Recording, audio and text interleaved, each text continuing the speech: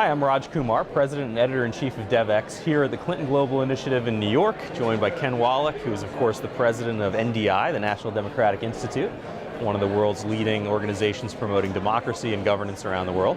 And here in this frenetic week in New York, talking about civil society and building democracy. Great to have a moment with you.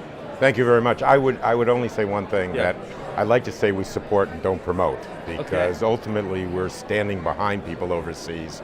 We're not exporting something, we're responding to demands and requests for assistance and indigenous forces in societies around the world. And how many countries are you supporting now? 65 countries we're present in. Okay, and I imagine this must be one of the busiest times ever for you with the Arab Spring, with transitions to democracy around the world. Give us kind of the overview. Where are we in democratization? Well, I think, perhaps 20 years ago we were a little bit too optimistic.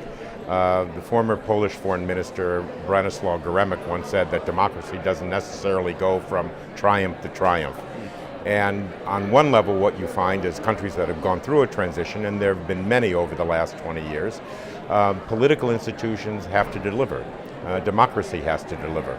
And so therefore, there is a great need in these societies for quality of life issues that benefit the entire population and not just the few. It's not just enough to have an election if people don't have electricity, if they don't have and many times services. And many times they inherit the legacies of their non-democratic predecessors: poverty, disease, apathy.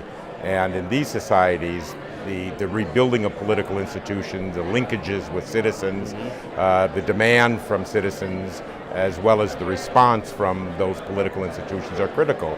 Because if not, people will either go to the streets, and that's not the place where public policy issues are best addressed, or they'll vote for some populist leader who will try to provide easy answers to complex issues. And what about support for these issues from the developed world, from donor agencies, the US, Europe? Obviously we're in a period of austerity and budget cuts. Is there strong support for democratization and governance, or are you fighting an uphill battle there? How do you feel? Well, like everybody else, we're fighting budget constraints in the United States, and that affects everybody's budget. But at the same time, the bipartisan support in the U.S. for democracy support efforts, I think are pretty wide and deep, because they're not particularly expensive programs.